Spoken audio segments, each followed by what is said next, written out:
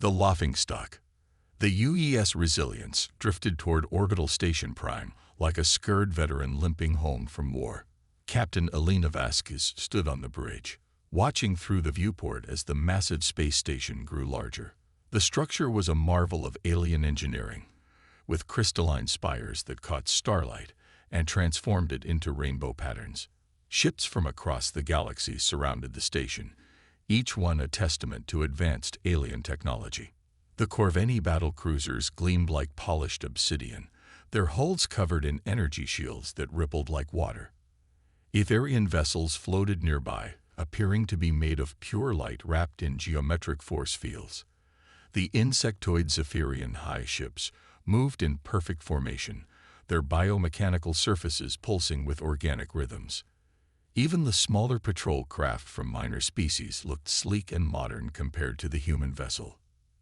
Commander Marcus Chen adjusted his position at the engineering console, his weathered hands moving across controls that sparked occasionally. The bridge of the Resilience was cramped and functional, with exposed conduits running along the ceiling and patch panels covering old battle damage.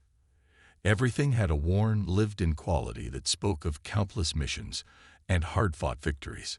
"Captain, we're getting some interesting communications from the station," Lieutenant Sarah O'Brien reported from her tactical station. Her voice carried a hint of amusement mixed with irritation. "The docking controller asked if we need emergency assistance. He thinks we're experiencing system failures." Chen chuckled, patting a console that was held together with military-grade adhesive tape. "System failures. This old girl has been running on improvisation and determination for 15 years. Every jury-rigged system on this ship has a story to tell." Through the communication array, they could hear snippets of alien conversations. The universal translators picked up comments in dozens of languages, most of them variations of the same theme. The humans were clearly not taken seriously by the galactic community. "Look at that human ship," came a melodic voice from an Etherian vessel. "It appears to be constructed from salvaged materials. How do they expect to contribute to galactic defense with such primitive technology?" A deep, rumbling voice from a Corveni cruiser added, "Perhaps they intend to ram enemy vessels. It might be the only effective use for such a crude vessel." The laughter that followed was translated into harmonic frequencies that made the bridge lights flicker. Vasquez maintained her composure, but her crew could see the tension in her shoulders. They had heard variations of these comments at every diplomatic gathering, every military briefing, every joint operation. The docking procedure was smooth despite the alien expectations. The Resilience's pilot, Lieutenant Commander Jake Morrison, guided their ship into the assigned berth with practiced precision. The magnetic clamps engaged with a solid thunk that reverberated through the hull, and the airlock sealed with a hiss of equalizing pressure. As they prepared to disembark, Chen ran a final diagnostic on their presentation systems. The holographic projector flickered to life, displaying technical specifications and tactical data that looked primitive compared to the flowing, three-dimensional interfaces used by other species. "Everything ready for the briefing, Captain," he reported. "Though I doubt they'll be impressed by our slideshow." The diplomatic reception hall of Orbital Station Prime was a vast space designed to accommodate representatives from hundreds of different species. The architecture itself was a masterpiece of universal design, with atmospheric zones for different breathing requirements and gravity fields adjusted for various physiologies. Captain Vasquez and her senior staff entered wearing their dress uniforms, simple blue and gray outfits that looked plain compared to the elaborate ceremonial gear worn by the alien delegates. The Corveni representatives wore armor that seemed to be carved from single pieces of black stone, with energy patterns flowing across the surface. Etherian delegates appeared as vaguely humanoid shapes made of condensed starlight, their forms shifting between solid and translucent. The conversation in the hall died as the humans entered. Thousands of alien eyes, optical sensors, and sensory organs focused on the newcomers. The silence stretched for several seconds before whispers began in languages that sounded like music, mathematics, and controlled explosions. Admiral Zexthara, the supreme commander of the Corveni fleet, stepped forward. His reptilian features were enhanced by ceremonial scarification that glowed with internal light. His voice carried the authority of someone who had commanded star fleets across multiple galactic sectors. "Behold, our human allies," he announced, his words carrying across the hall through built-in amplification systems. "They have traveled far to contribute to our defense preparations. Tell me, Captain Vasquez, what technological marvels does your species bring to protect civilized space?" The question was clearly intended to showcase human inferiority. But Vasquez answered with calm professionalism. "We bring practical solutions, Admiral. Our ships are built for extended operations without support. Our weapons systems are designed for reliability over sophistication. Our crews are trained to adapt and overcome regardless of circumstances." A crystalline chime of laughter came from the Etherian delegation. General Vorth, their military leader, materialized more solidly as he spoke. "Reliability. Adaptation. These are admirable qualities for maintenance crews, but we face threats that require advanced technology. Energy weapons that can disrupt matter at the quantum level. Defensive systems that exist in multiple dimensions simultaneously. Surely you have something more substantial to offer." Chen stepped forward, activating their holographic display. The projection showed technical specifications for human weapons systems that looked laughably primitive compared to the exotic technologies being discussed. Kinetic weapons that threw chunks of metal at high velocity. Chemical explosives that relied on simple combustion. Electromagnetic pulse devices that disrupted electronics through brute force rather than elegant quantum interference. "These are your primary weapons?" asked the Zephyrian Queen, her insectoid features expressing obvious disdain. "Metal projectiles and chemical reactions. We abandoned such crude methods millennia ago." The laughter that followed was universal, translated into forms that every species could understand. Some delegates made sounds that resembled musical instruments being tortured. Others flashed patterns of light that hurt to look at directly. The plant-like Florians rustled their leaves in rhythmic patterns that somehow conveyed amusement. Morrison, the pilot, clenched his fists at his sides.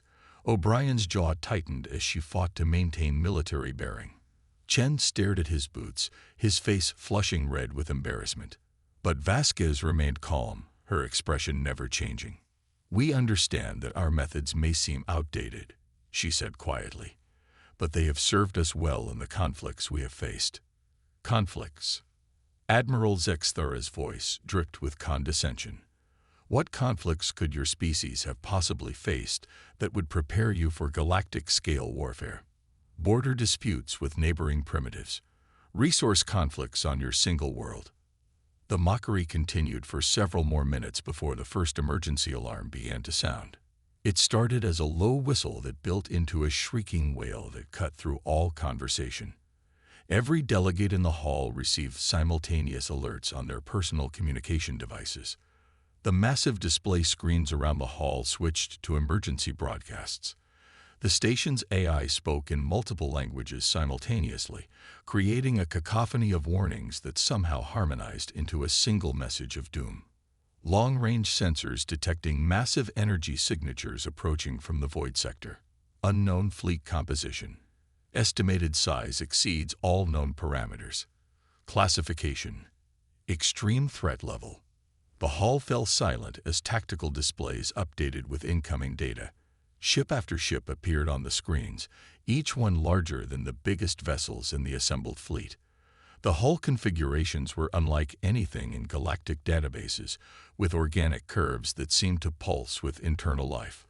A junior officer from the station's command center burst into the hall, his face pale with terror. "Admiral Zexthara, General Vorth, we need immediate consultation. The approaching fleet matches archived data from restricted historical files. These are harvester ships." The name hit the assembled delegates like a physical blow.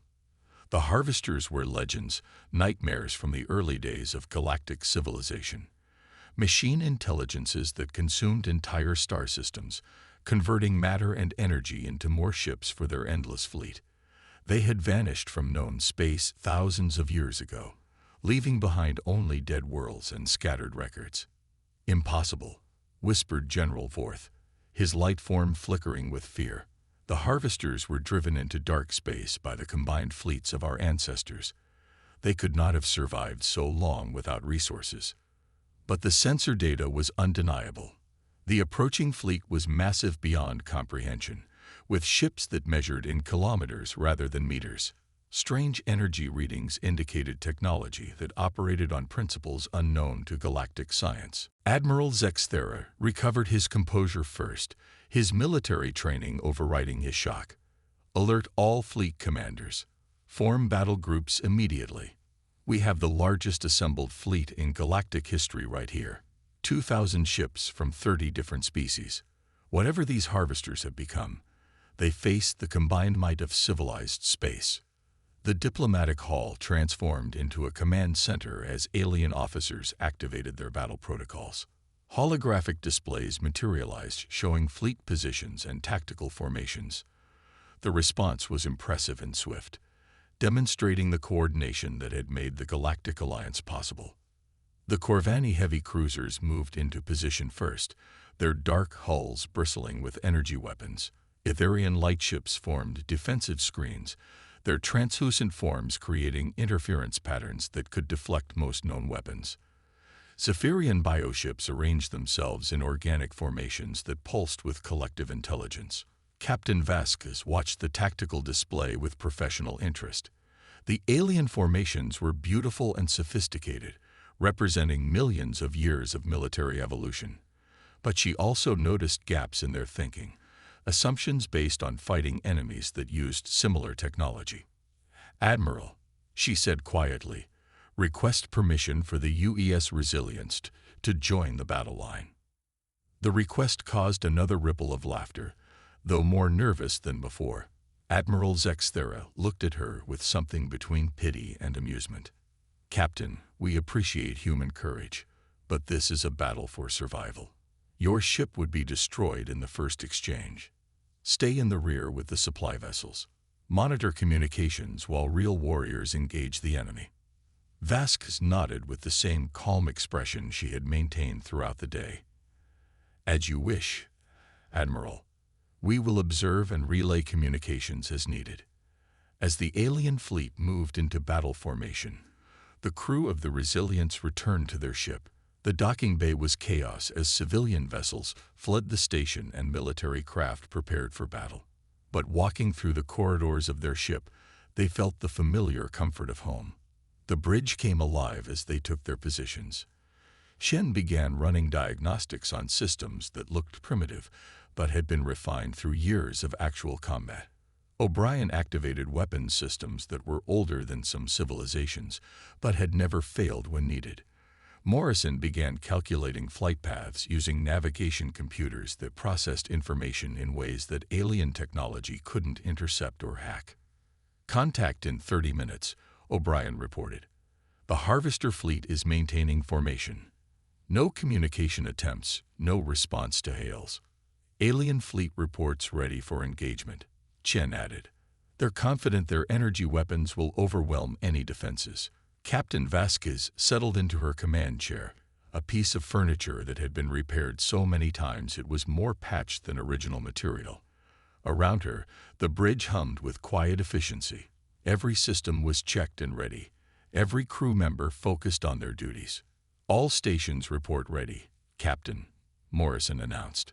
"Then we wait," Vasquez replied. "And we watch. And when the time comes, we show them what humans do best." Outside the viewports, the alien fleet stretched across space like a constellation of deadly stars. Beautiful, advanced, and confident in their superiority. In a few minutes, they would learn what the humans had known all along. Sometimes the old ways are the best ways. The revelation. The first exchange of fire lit up space like a miniature galaxy being born. Admiral Zexthera's fleet opened with a coordinated barrage that should have vaporized half the approaching harvester ships. Energy beams that could crack planets lanced through the void. Quantum torpedoes that existed in multiple dimensions simultaneously streaked toward their targets, and gravitational weapons that could collapse matter into singularities fired in perfect synchronization. The result was spectacular and completely ineffective. The harvester ships absorbed every energy attack like sponges drinking water. Their hull surfaces rippled with each impact, but instead of taking damage, they seemed to grow brighter. Strange conduits along their organic-looking hulls pulsed with captured energy, redirecting it into their own systems. Impossible! Admiral Zexthora's voice crackled over the communication channels. Direct hits with maximum firepower. No damage registered. General Vorth's response came as a harmony of panicked tones. Our quantum disruptors are having no effect. The enemy hulls are adapting to each attack pattern. They are learning from our weapons. The harvester response was swift and devastating. Energy beams erupted from the alien ships, but these were unlike anything in galactic military databases. Instead of the focused, controlled energy weapons used by civilized species, the harvesters fired chaotic streams of power that seemed to tear reality itself. Corveni shields, designed to deflect the most advanced weapons in known space, simply ceased to exist when touched by the harvester beams. Ivarian light ships, which existed partially outside normal spacetime, were pulled into full reality and crushed like insects. Zephyrian bioships screamed in harmonies that registered on every communication frequency as they were dissolved at the molecular level. Mayday, Mayday, came desperate calls from across the fleet. Shields ineffective. Hull integrity failing. We need immediate support. From the relative safety of the rear formation, Captain Vasquez watched the massacre unfold. The most advanced fleet ever assembled was being systematically destroyed by enemies that seemed to operate outside the normal laws of physics. Captain, Commander Chen called from his engineering station. I'm reading some interesting energy patterns from those harvester ships. The way they're absorbing and redirecting power, it's like they're feeding on energy itself. Lieutenant O'Brien looked up from her tactical display, her face grim. Confirmed, Captain. Every energy weapon fired at them makes them stronger. They're using our own attacks to power their systems. Morrison spun his chair around from the navigation console. Captain, I've been analyzing their movement patterns. Those ships aren't just big, they're smart. Each one is learning from the attacks against it and sharing that information with the others. Vasquez nodded slowly, pieces of a puzzle falling into place in her mind. What about physical impacts? Any data on kinetic damage? Chen checked his readings. Unknown, Captain. No one has tried kinetic weapons yet. All Allied ships are using energy-based systems. The communication channels were filled with increasingly desperate reports from the alien fleet commanders. Ship after ship was being destroyed or disabled, their crews evacuated to vessels that were themselves under attack. The beautiful formations that had been assembled with such pride were breaking apart as survivors fled the overwhelming assault. All vessels retreat to secondary positions, Admiral Zexthera ordered, his voice trained with disbelief. Regroup behind Orbital Station Prime. We need time to analyze enemy capabilities. But the harvesters weren't giving them time. The alien ships moved through space with predatory grace, pursuing the fleeing galactic forces like wolves chasing scattered sheep. Their organic hulls pulsed with absorbed energy as they prepared for another devastating volley. Captain Vasquez made her decision. All hands, this is the captain, she announced over the ship's internal communication system. Battle stations, we are moving to engage the enemy. The response from her crew was immediate and professional, despite the insanity of the order. Alert klaxons sounded throughout the ship as systems that had been on standby powered up to full combat readiness. Captain, Admiral Zexthera's voice cut through the tactical channel. What are you doing? Fall back with the rest of the fleet. Negative, Admiral. Vasquez replied calmly. We're going to test a theory. This is madness. Your primitive weapons cannot succeed where our advanced systems have failed. Perhaps, Admiral, but sometimes primitive is exactly what you need. The UES Resilience broke formation and accelerated toward the harvester fleet. As they approached, The enemy ships turned their attention to this new threat. Energy readings spiked as the harvesters prepared to destroy the human vessel with the same ease they had shown against the alien ships. "Enemy targeting us," Captain O'Brien reported. "Multiple weapon locks detected. Evasive maneuvers," Vasquez ordered. "Take us in close. I want to be near enough to see the hull plating." Morrison's hands flew over his controls as he pushed the old ship through a series of combat maneuvers that would have been impossible for the larger alien vessels. The Resilience twisted and rolled through space, its smaller size and simpler systems allowing it to change direction faster than the Harvester targeting systems could compensate. Energy beams lanced past them, close enough to overload several minor systems, but the ship held together. Unlike the advanced alien vessels, the Resilience was built like a tank, with redundant systems and armor plating that could absorb tremendous punishment. "In range," Captain O'Brien announced. "Weapons ready. Target the lead ship. Full spread of kinetic penetrators. Fire." The railguns mounted along the Resilience's hull had been dismissed as primitive weapons by every alien military expert. They were simple electromagnetic launchers that accelerated chunks of dense metal to significant fractions of light speed. No exotic physics, no quantum manipulation, just basic kinetic energy applied with tremendous force. The projectiles struck the Harvester ship's hull like hammers hitting glass. For the first time since the battle began, alien technology caused visible damage to the enemy. The kinetic penetrators punched through the organic-looking hull material, creating massive breaches that vented atmosphere and internal fluids into space. The ship shuddered from the impacts, its energy patterns fluctuating wildly. "Direct hits," O'Brien reported with barely contained excitement. "Significant damage to target vessel." The Harvester ship tried to adapt, its hull rippling as it attempted to absorb or deflect the kinetic energy. But there was nothing to absorb. The human weapons delivered pure mechanical force, something the energy-feeding aliens couldn't process or redirect. "All ships, this is Captain Vasquez." She broadcast on all frequencies. "Enemy vessels are vulnerable to kinetic weapons. Energy attacks feed their systems, but physical impacts cause real damage. Repeat, use kinetic weapons only." The response from the alien fleet was immediate but limited. Most galactic species had abandoned kinetic weapons centuries ago in favor of more sophisticated energy-based systems. Only a few ships had any physical projectile weapons at all, and those were usually small defensive systems. But the Resilience had enough kinetic weapons for an entire fleet. "Chen, reroute all available power to the rail systems," Vasquez ordered. "O'Brien, continuous fire on all targets. Morrison, keep us moving. I don't want to give them a stable target." The next several minutes were a masterclass in human military philosophy. While the alien ships retreated to regroup and adapt their tactics, the UES Resilience waded into the middle of the Harvester fleet like a berserker warrior from ancient Earth legends. Railgun after railgun fired in sequence, each projectile carefully aimed at critical systems identified by the ship's targeting computers.